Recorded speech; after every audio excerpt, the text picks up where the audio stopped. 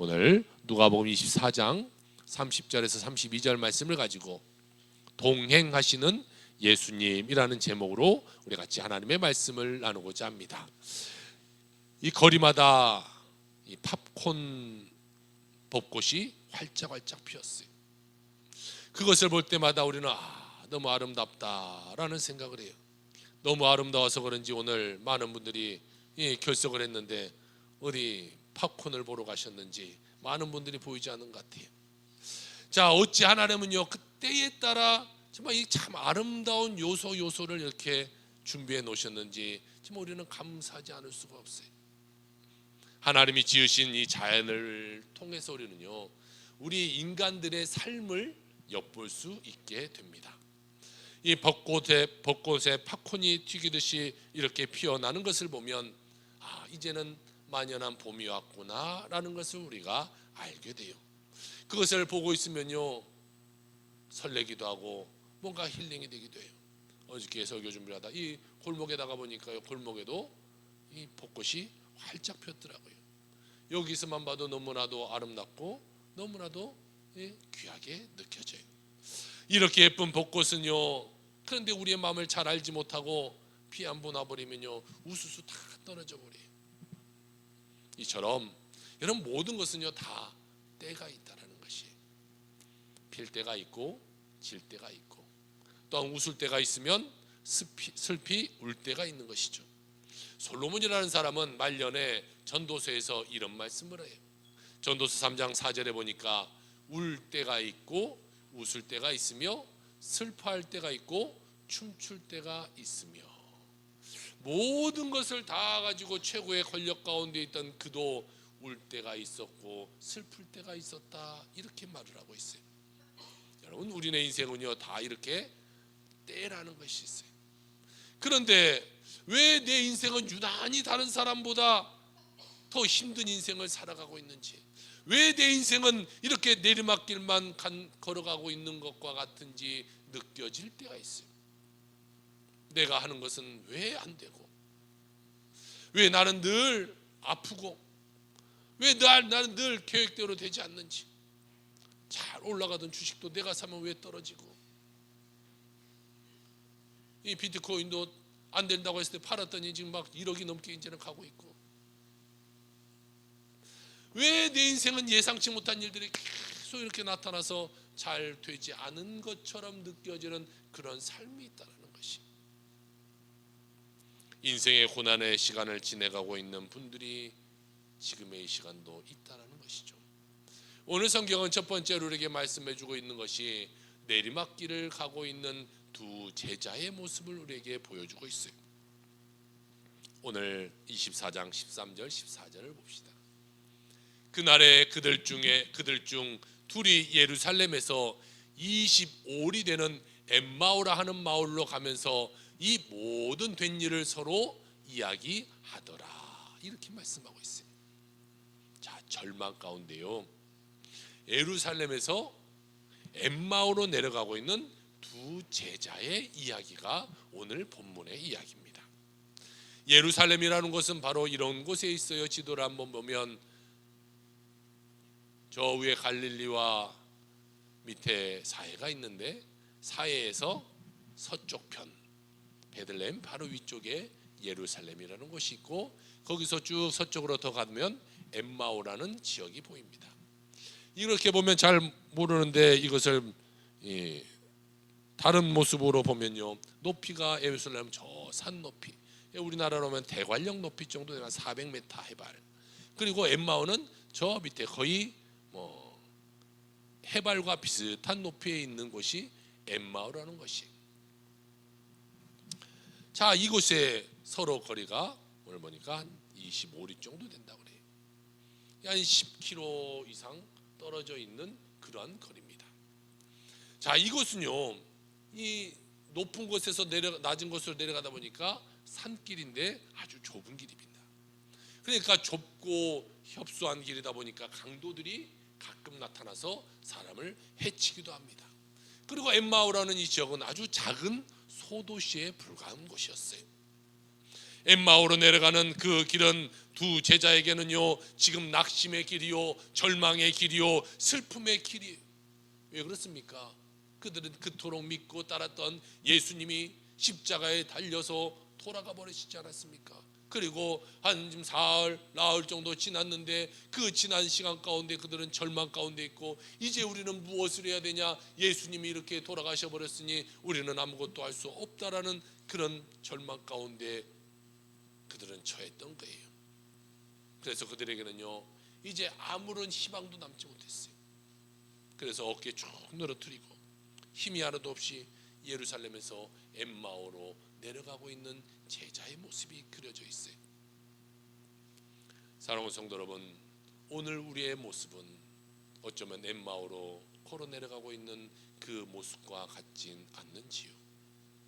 예수를 믿으면서도 내 뜻대로 안 되니 그냥 힘없이 쭉 어깨 늘어뜨리고 그냥 내리막길의 인생을 살아가고 있진 않으신지요? 어떤 분은 하루 걸러 하루 몸이 아파서 늘 병원 신세를 지지 않고는 살 수 없는 사람이 있어요. 정말 하루에도 약을 한 움큼씩 먹어야 살아가는 사람들도 있어요. 뭐 잠깐 감기 걸려서 뭐 이렇게 아픈 것은 그래도 괜찮아요.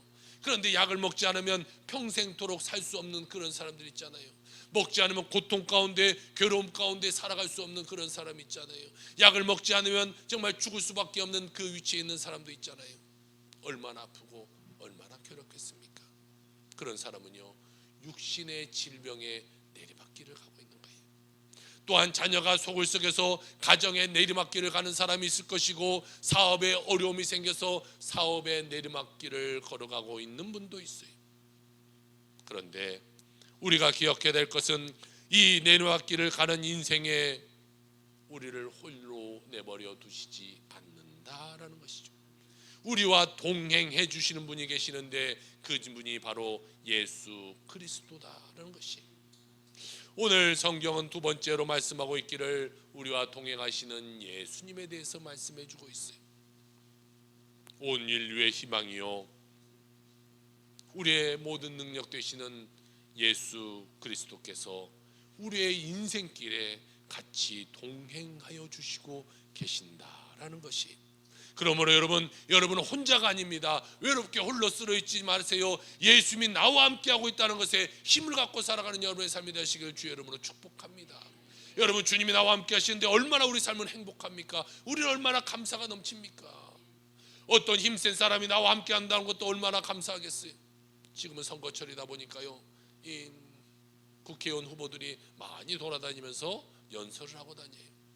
그런데 때로는 이 당대표가 와서 그 사람을 도와줄 때가 있어요. 그러면 자기가 옆에 와서 당대표와 당의 사람들이 우우 와서 자기와 함께 연설해 줄 때 얼마나 힘이 나겠어요. 당에서도 나를 이렇게 밀어주고 있다, 당대표가 와서 나에게 힘을 실어주고 있다, 힘이 나겠죠.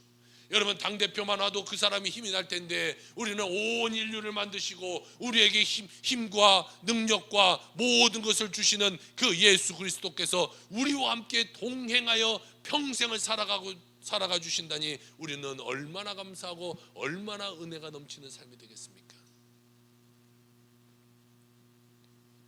우리는 그 주님이 동행하여 주심에 우리가 감사하고 그 하나님께 늘 예비하며 나아가는 삶이 되어야 될 줄로 믿습니다. 절망에 빠져 힘없이 엠마오로 가고 있는 제자들에게 예수님이 나타나셔서 동행해 주셨습니다. 오늘 누가복음 24장 15절에 보니까 그들이 서로 이야기하며 문의할 때에 예수께서 가까이 이르러 그들과 동행하시나, 이렇게 말씀하고 있어요. 자, 2000년 전입니다. 절망에 처해서 엠마오로 내려가고 있던 제자들과 함께 동행했던 예수님이 오늘 우리와 함께 동행하여 주신다는 것이 참으로 우리에게는 은혜가 되는 거예요. 내 힘든 인생 가운데, 내 절망적인 인생 가운데 주님이 나와 늘 함께 가시고 있다는 것이 은혜인 것이에요. 여러분, 우리 삶 가운데 홀로 버려져 있는 것 같은 외로움을 느끼는 것보다 더 힘든 것이 없어요. 우리나라 OECD 국가 중에 1등하는 것이 하나 있는데요. 뭐 1등이에요? 그래요, 자살이 1등이에요. 남성이 여성보다요 3배에서 4배, 전 세계 통계로 보니까 자살률이 훨씬 높아요. 여러분, 우리 남성들 조심해요. 우리 여성분인 거를 감사해야 돼. 조금 우리가 그래도 나아요. 남자가 3-4배가 더 많다는 거예요. 의사들은 말합니다. 60에서 80%가 우울증이나 또는 정신질환으로 의해서 많은 사람들이 자살을 하게 된다고 말해요. 그런데요, 우울증의 남녀 성비를 제가 한번 찾아봤어요. 그랬더니 여성은 인구의 25%가 우울증에 걸린다는 거예요. 그러니까 4명 중에 1명은 우울증에 걸려요. 특히 내가 연세가 들어가면서 호르몬 분비가 적어지기도 하고, 또 연세가 들면서 이제 폐경도 되고, 뭐 이렇게 되면서 점점점 우울한 삶을 살아가기도 해요. 그런데 남성의 인구를 보니까요, 전체 인구의 남성은 12%이 우울증에 걸린다고 합니다. 그러니까 퍼센트지로 보면 여성이 훨씬 높아요. 그러면 이 우울증으로 인해서 자살률이 더 많다고 봐야 되는데, 여성보다 남성이 3-4배가 많다는 거 봤을 때는 이것 말고 무엇인가가 또 있을 수도 있겠다라는 생각이 들어서 제가 왜 사람들이 자살한가에 대해서 좀 찾아봤어요. 그러다 보니까 제 눈에 띄는 것이 하나가 있었는데요, 그것에 보니까 사람들이 자살하는 이유가 뭐 가정적인 문제도 있고 경제적인 문제도 있지만, 첫 번째로 쭉 나온 것이 보니까요, 사랑하는 대상의 상실로 인한 고통 속에서 자살을 많이 한다, 이런 내용이 있어요. 다른 말로 풀어보면 뭐예요? 외로움이에요. 외로움. 내가 외롭기 때문에 그냥 포기해버리는 거예요. 내 부모가, 또 나의 식구가 먼저 세상을 떠남으로 말미암아 그냥 괴로움 가운데, 외로움 가운데 그냥 자기도 그렇게 따라서 가게 된다는 거죠. 이처럼 외로움이라는 것은 우리 삶 가운데 큰 문제를 가져다 줘요. 외로움, 공허함, 이런 가운데 우리가 빠져 살아가서는 안 되는 것이, 가족이 먼저 떠나고 홀로 남아 외로울 때에 그때 누가 위로해주고 누가 눈물 닦아주면 괜찮을 텐데 위로해줄 사람이 없어요. 누군가 내 심정을 알아주는 사람이 없어요. 그러니까 괴로워 그냥 인생을 끊어버리는 거예요. 그들은 한없는 죄책감에 또는 좌절감에 그냥 내리막 인생을 걸어가고 있는 것이죠. 그런데 여러분, 우리는요 감사한 것이요, 우리가 이렇게 외롭고 힘든 가운데 있다고 할지라도 우리와 동행해 주시는 분인데, 그분이 누구시다고요? 예수 그리스도. 주님이 우리와 늘 함께 하시는 거예요. 힘들 때는 그래 힘들지, 어려울 때는 어렵지, 내가 너와 함께 해줄게, 내가 너에게 기적을 베풀어줄게, 내가 너를 도와줄게. 늘 우리를 도닥겨주고 우리를 안아주시고 우리와 함께 해주시는 그 주님이 우리와 함께 계신다는 것이, 절망 가운데 엠마오로 내려가고 있는 이 제자들과 주님은 그들과도 동행하면서 그들과 대화하셨다라고 말하고 있어요. 그런데 이 두 사람은요, 얼마나 지금 깊은 수렁에 빠져 있던지, 이 영적인 눈이, 슬픔 가운데 절망 가운데 눈이 가려져서, 영적인 눈이 가려져서 지금 예수님이 동행하고 계시는데 예수님을 알아보지 못한 삶을 지금 살아가고 있다는 거예요. 마음이 다치고, 여러분 영의 눈이 닫혀버리면요, 우리는 사실을 사실되게 보지 못해요. 늘 왜곡되게 봐요. 여러분 보세요, 우리의 마음에요 절망이 있다고 생각해 보세요. 마음에 큰 문제가 있다고 생각해 보세요. 이것이 그대로 보여지지가 않아요. 아름다운 사과도요, 내가 절망 가운데 있었어요. 이게 무슨 아름다운 사과로 보이겠어요? 아주 몹쓸 사과, 아니면 이걸 던져서 누구나 마취해버리는 이런 무기로밖에 생각이 안 되는 거예요. 절망만 보이게 되고요, 절망의 소리만 그런 사람에게는 들리게 돼서 절망 가운데 살아가게 되는 것이, 예수님의 제자를 보세요. 지금 마음이 다치니까 아무런 소리가, 아무런 믿음이 없어요. 여인들이 가서 예수님의 무덤을 가서 봤더니요, 옥문이 제껴져 있고 예수님의 시신이 없어요. 예수님을 찾아보니까 이 천사가 나타나서, 이 여인들아 누구를 찾고 있느냐? 우리는 지금 예수님을 찾고 있습니다. 야, 예수님을 왜 여기서 찾냐? 그는 부활하셔서 벌써 여기서 나가셨는데 여기서 왜 죽은 자리에서 찾고 있느냐라고 말했어요. 그 소리를 제자들도 전해 들었어요. 저 예수님의 무덤에 갔더니 옥문이 열려 있고 예수님이 없는데 천사가 나타나서 예수님이 부활하셨다고 하더라. 그런데요, 절망 가운데 있다 보니까 그 말씀이 들리지가 않아요. 예수님이 살아나셨다는 것이 믿어지지가 않는 거예요.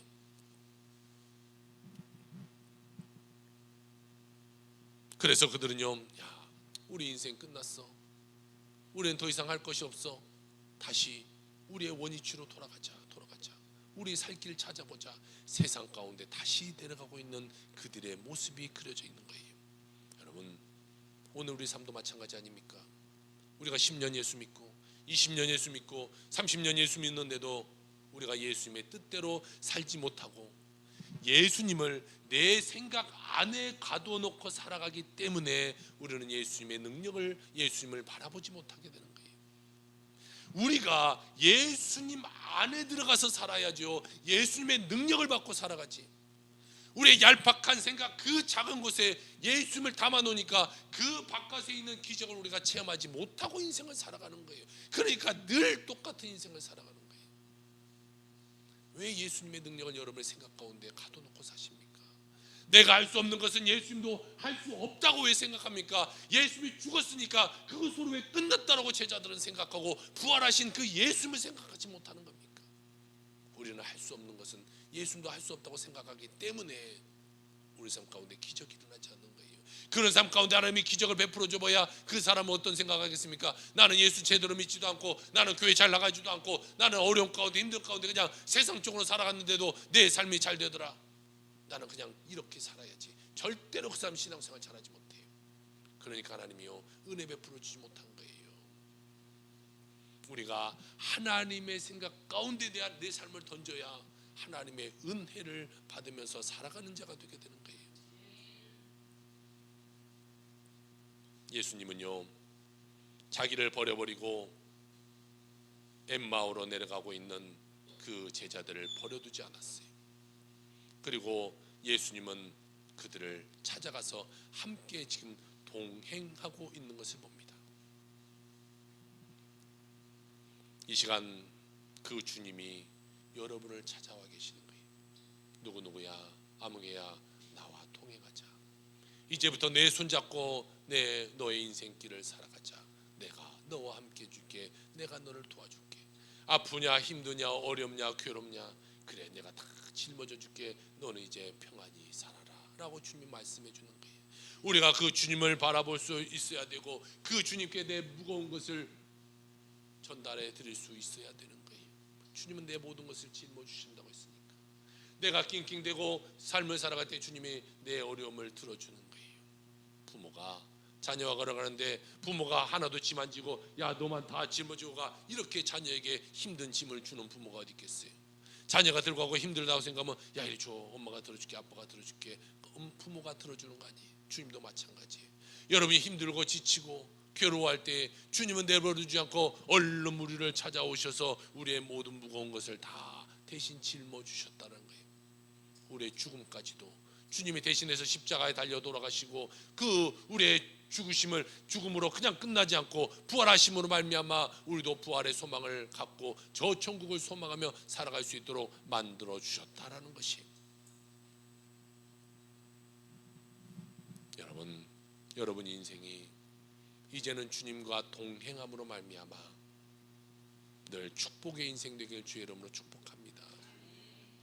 이 시간 부활하셔서 나의 삶의 자리에 오신 예수님을 바라보고 절망을 희망으로 바꿔내는 여러분의 모든 삶이 다 되시기를 주의 이름으로 축복합니다. 세 번째로는 성경 우리에게 말씀하고 있기를 인생에 답을 주시는 예수님에 대해서 말씀하고 있어요. 예수님이 함께 가시면서 제자들에게 이렇게 묻습니다. 지금 자네들 지금 무슨 얘기하면서 가고 있느냐? 네네 선생님, 우리가 예수님을 따랐던 제자인데 예수님이 돌아가신 지가 지금 사흘이나 되어버렸습니다. 그런데요, 여인들이 가서 무덤에 보니까 돌문이 열려있고 예수님의 시체가 없어졌는데 천사가 와서 예수님이 부활했다고 했다는 소리를 우리가 들었습니다. 이렇게 말해요. 그때 예수님이 그들의 말을 듣고 그들이 들은 얘기가 무엇인가를 풀어주시기를 시작해요. 오늘 24장 25절에서 27절의 말씀입니다. 같이 한번 읽어볼까요? 시작. 이르시되 미련하고 선지자들이 말한 모든 것을 마음에 더디 믿는 자들이여, 그리스도가 이런 고난을 받고 자기의 영광에 들어가야 할 것이 아니냐 하시고, 이에 모세와 모든 선지자의 글로 시작하여 모든 성경에 쓴 바 자기에게 관한 것을 자세히 설명하시느니라. 할렐루야. 예수님께서 제자들에게 구약에서 기록한 모든 성경이 성경에서 기록한 예수님이 십자가의 고난을 당하시고 부활하시고 영광의 자리에 들어가야 되시는 것을 설명해 주기 시작해요. 여러분, 이처럼 이 말씀 안에, 하나님의 말씀 안에 여러분 우리의 모든 삶의 답이 다 숨겨져 있다는 거예요. 어떠한 어려움 가운데, 어떤 문제 가운데 내가 무엇을 계획하고 있든지 간에 이 말씀 가운데 하나님의 그 답을 우리는 찾아낼 수가 있는 것이. 그래서 우리는요 늘 말씀 가운데 살아가는 자가 되어야 돼요. 말씀에 깊이 들어가는 자가 되어야 되는 것이에요. 우리가 말씀 가운데 하나님의 은혜를 우리가 섬기며 그 하나님을 따라 살아가는 자가 되어야 될 줄로 믿습니다. 여러분의 어떤 문제, 어떤 고통 가운데 있다고 할지라도 이 말씀은 우리 마음의 상처를 치유해주시고 우리의 갈 길을 밝히 보여주셔서 우리가 어떻게 하면 주님의 뜻대로 살아갈 수 있는지 삶의 모든 지혜를 우리에게 더하여 주시게 되는 것입니다. 그래서 성도를 하나님께서 강한 믿음의 용사로 만들어 주시는 거예요. 그냥 힘없는 사람을 놔두지 않고 더 강하게 만들어서 어떤 어려움이 다가오고 어떤 문제가 다가오더라도 그것을 이겨낼 수 있는 자로 만들어 주신다는 것이죠. 이 말씀에 사로잡혀서 말씀을 지켜 행할 때에 여러분 그때 하나님의 복이 임하게 되는 줄로 믿으시길 주로 축복합니다. 그러므로 여러분 우리가 말씀을 늘 사모하며 살아가야 돼요. 이 말씀 가운데 살아야 돼요. 그러면 말씀이 여러분 삶 가운데 위대한 하나님의 역사를 이루어 가시게 될 것임을 믿으시길 주 여러분 축복합니다. 제자들이 엠마오로 내려가는 그 길에 엠마오에 거의 다 다다랐을 때예요. 그때 날이 저물었어요. 제자들이 예수님께 말합니다. 선생님, 이제 날이 저물었으니까 우리가 들어가서 잡수시기도 하고 좀 쉬었다 가십시다. 그래서 음식을 먹는 식당에 들어갑니다. 그래서 식사가 다 준비되어 있고 예수님이 그 음식을 가지고 간절히 축복 기도를 하시고 제자들에게 떡을 떼어서 주시는데 그때 제자 눈이 뿅 띄었어요. 아, 이분이 예수님인가, 그것을 깨닫게 되었어요. 아마 어쩌면 최후의 이 만찬 때 주님이 떡을 떼어줬던 그 모습이 생각났는지도 모르겠어요. 그것과 이것이 복선이 다 깔리면서 아, 이분은 예수님이시구나, 이분이 바로 부활하신 주님이시라는 것을 그들이 깨닫게 되었어요. 오늘 누가복음 24장 30절 31절에 보니까 그들과 함께 음식 잡수실 때에 떡을 가지사 축사하시고 떼어 그들에게 주시니 그들의 눈이 밝아져 그인 줄 알아보더니 예수는 그들에게 보이지 아니하시는지라 이렇게 말하고 있어요. 그들이 예수님을 알아봤는데 그때 예수님은요 떠나버리셨던 것이죠. 그들이 거했던 처소가 오늘날로 말하면요 그것이 바로 교회라는 것이. 우리가 교회에 와서 영적인 영생의 떡을 먹을 때에 여러분의 영의 눈이 떠지고 하나님의 놀라운 은혜를 체험하게 되게 되는 것이. 그럼 우리는 늘 이 말씀을 사모하는 자가 돼요. 그래서 이 말씀 가운데 이 말씀을 우리가 먹으면서 아, 내 눈이 띄어지고 그래야 하나님이 내 삶은 이렇게 살기를 원하는구나, 내 인생의 목적지는 바로 저것이구나, 그것을 깨닫고 나가는 자가 되게 되는 것입니다. 여러분 모두가 영적인 눈이 떠져서 하나님의 은혜를 체험하게 되고 성령의 역사를 체험하게 되는 여러분 모든 삶이 다 되시기를 주의 이름으로 축복합니다. 누가복음 오늘 24장 32절에 이렇게 말해요. 그들이 서로 말하되 길에서 우리에게 말씀하시고 우리에게 성경을 풀어주실 때에 우리 속에서 마음이 뜨겁지 아니하느냐. 야야, 그러고 보니까 그 선생님이 우리의 길을 같이 갈 때 말해줄 때 우리 마음 뜨겁지 않았어? 난 뜨거웠는데 너는 어땠어? 나도 뜨거웠어. 그래 그렇구나. 예수님 말씀할 때 우리 마음이 뜨거워지는 것을 우리가 느꼈구나. 성령이 임하면요 우리가 마음이 뜨거워져야 되는 거예요. 그러므로 이 시간 우리가 말씀을 할 때 여러분 마음이 뜨거워져야 돼. 그래, 내가 이런 삶을 살아가고 있는데, 그래 내가 하나님의 은혜로 내가 다시금 한번 내가 이런 삶을 살아야지. 내가 하나님의 뜻 가운데 내가 힘들고 어려웠지만 다시 한번 내가 힘을 내고 내가 용기를 내야지. 마음이 여러분 뜨거워져야 돼요. 설교를 들어도 그냥 맹숭 그냥 이 소리를 하는지 저 소리를 하는지 한 귀로 듣고 한 귀로 흐르는 그런 소리가 되어서는 안 돼요. 그 제자들이요, 마음이 뜨거워졌어요. 우리도 이 시간 마음이 뜨거워져야 돼요. 그리고 감사가 우리 속에서 막 넘치는, 하나님이 나와 함께 하시는 게 감사하구나. 우리가 그동안 너무나 오랫동안 내리막길을 걸었잖아요. 사실상 이 코로나 3년 반의 시간 가운데 많은 어려움들이 생겼어요. 그 삶 가운데 우리는 아픔도 생겼을 것이고 문제도 생겼을 거요, 또 물질의 어려움도 생겼을 거예요. 모든 삶 가운데 내리막 인생을 걸어갔어요. 삶의 어려움 때문에 예배를 제대로 드리지 못했고 감사와 찬양과 기쁨을 제대로 드리지 못했어요. 이 시간 여러분, 우리의 신앙이 다시금 뜨거워져서 회복되어져야 될 줄로 믿습니다. 우리가 저 벚꽃 보면서 막 뜨거워서 벚꽃 보러 가야지, 이런 삶 살지 마시고 말씀에 은혜되고 말씀을 쫓아 살아가는 여러분의 삶이 다 되시기를 주 여러분을 축복합니다.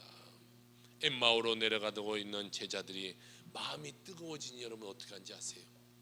내려가던 길 거의 엠마오에 다 달았잖아요. 그런데 거기서 발길을 돌이켜서 다시 예루살렘으로 올라가게 돼요.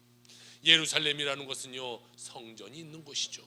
주님께 예배드리는 곳이에요. 성도는 절대로 예배드린 자를 떠나서는 안 돼요. 예배드리는 그곳을 떠나 세상으로 가면 문제가 일어나는 것이, 우리 그럼 다시금 우리가 내리막길을 가고 있다고 할지라도 오늘 우리에게 임하시는 예수를 만나고 다시금 저 예루살렘 하나님의 성전을 향해서 나아가는 여러분의 삶이 다 되시기를 주의 이름으로 축복합니다. 시험이 다가오면요, 마귀가 제일 먼저 우리 마음 가운데 넣어준 마음이 무엇인지 아세요? 교회를 못 가게 만들어. 야, 힘들잖아, 피곤하잖아, 벚꽃 엄청 예쁘게 폈잖아, 어디 가면 벚꽃이 예쁘다는데, 어디 만개됐다는데, 어디 축제한다던데 오늘 한 주 거기 간다고 뭐 큰일 나. 너 무슨 일 있잖아, 결혼식 있고 뭐 돌잔치 있고 이런 일 있고 저런 일 있고, 야, 한 주 빠진다고 큰일 나. 괜찮아. 점점 교회를 멀어지게 만드는 거예요. 왜요? 말씀을 못 듣게 하는 거예요. 말씀을 못 들어야 우리 심령이 뜨거워지지 못하고, 뜨거워지지 않아야 마귀로 밥으로 그냥 끌어갈 수 있기 때문에 그런 것이. 여러분 중에 혹시 내리막길을 가고 있는 분이 계신다면 다시금 교회의 중심의 신앙으로 돌아오시길 바랍니다. 내리막길을 가지 말고 여러분 다시금 올라오길 주 여러분 축복합니다. 성전은 예배드리는 곳이요, 기도하는 곳이요, 찬양하는 곳이요, 영광 올려드리는 곳인 것이, 여러분의 첫사랑을 회복하시고 다시금 그 감사, 그 기쁨으로 주님 앞에 나와 주님을 찬양하고 주님을 섬기는 여러분의 모든 삶이 다 되시기를 주의 이름으로 축복합니다. 일찍이 아프리카에 가서 아프리카 이 전역을 3번이나 횡단하면서 복음을 전한 데이빗 리빙스턴이라는 선교사님이 계세요. 여러분 뭐 지금이야 아프리카도 교통이 잘 발달돼서 차를 타고 다니면 되지만 이때만 해도 완전 사막이에요. 길이 없는 것이. 길을 만들면서 교회를 세우면서 거기다 말씀을 전하면서 삶을 살았던 이 선교사님이에요. 그런데 첫 번째 대륙을 횡단할 때요, 사자가 나타나서요 팔을 뜯어버렸어요. 그래서 이 팔이 거의 불구가 되어버렸어요. 그런데요, 그 팔을 가지고서도 그는 열심히 예수님을 전하는 삶을 살았어요. 영국에 있는 많은 분들이 그를 걱정합니다. 이제 우리 선교사님 힘들게 저 3번이나 횡단하면서 저 몸으로 살아가는데 이제는 그만 우리 영국에 불러들여서 이제 좀 쉬시면서 사역하게 하시고 우리가 다른 사람들을 보내서 그 나머지 사역을 감당할 수 있도록 하자. 그래서요, 선교사님을 불러서 그에게 글래스고우라는 아주 명문대학의 명예박사를 줬어요. 그리고 그 박사님에게 이제 거기서 강의도 하고 편안하게 살 수 있는 자리를 다 만들어줬어요. 그런데요, 그가 이 명예박사를 받고 이런 말을 해요. 저는 다시 아프리카로 돌아갈 것입니다. 사람들이 깜짝 놀랐어요. 아니, 선교사님 왜 다시 가려고 합니까? 거기는 고난이 있잖아요, 질병이 있잖아요, 온갖 죽음의 문제가 있잖아요. 그런데 왜 거기로 돌아가려고 하십니까? 그럴 때 이 선교사님이 이렇게 말을 해요. 여러분 염려하지 마세요.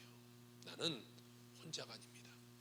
세상 끝날까지 함께 있겠다고 약속하신 살아계신 주님이 나와 길동무로 원시름과 광야를 함께 걸어가 주실 것입니다 라고 말씀하셨어요. 다시 앞으로 가로 그는 돌아가서요 주의 복음을 전하다가 60세의 나이로 하나님의 부르심을 받아 천국 가시게 되었어요. 여러분, 이 시간 주의 말씀을 듣고 여러분의 마음이 뜨거워지길 바라요. 그리고 다시금 주님께로 돌아 나와서 하나님을 위해서 살아가는 여러분의 삶이 다 되시기를 주의 이름으로 축복합니다. 엠마오로 내려가고 있던 이 제자, 절망의 자리가 변하여 그들은요 다시금 사명자의 자리로 나왔어요. 그들은 예루살렘에 올라가서 무엇하는지 아세요? 그들은 믿지 못했던 그 예수님을 그들이 눈으로 보고 나서는 가서 전하는 거예요. 예수님이 살아나셨다. 예수님이 부활하셨다. 여러분, 우리도 오늘 이 시간 마음이 뜨거워지길 바랍니다. 저 피는 벚꽃을 보면서 그냥 심숭생숭하며 그렇게 살아가는 인생하지 말고 오직 주님을 전하며 정말 주의 말씀이 꿀송이 받아도 다른 그 단맛을 느끼면서 여러분의 가정 가운데, 여러분의 이웃 가운데 주님을 전하며 살아가는 여러분의 삶이 다 되시기를 주의 이름으로 축복합니다. 오직 주님만을 섬기며 주의 뜻 가운데 순종하며 살아가는 여러분의 삶이 다 되길 바랍니다.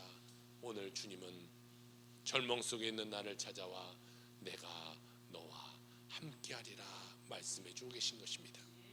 나와 함께 하시는 주님의 손 꾹 붙잡고 믿음으로 전진해서 승리하는 여러분의 삶이 다 되시기를 주의 이름으로 축원합니다. 아멘. 기도합시다.